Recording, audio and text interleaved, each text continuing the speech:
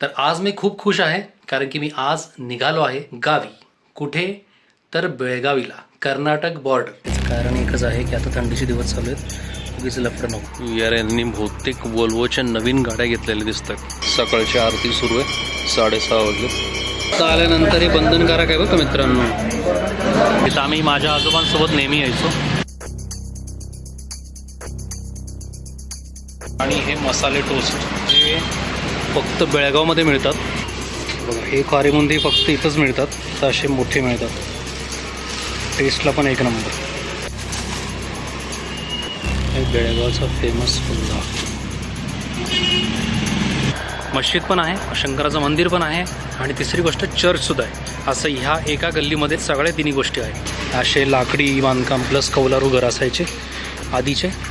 मागच्या साईडला गेल्यानंतर प्रसाद, आम्ही इथं प्रसाद मानायचो, म्हणजे एक गार्डन. हे आमचं आजोळचं घर. आत्ता इथं कोण राहत नाही.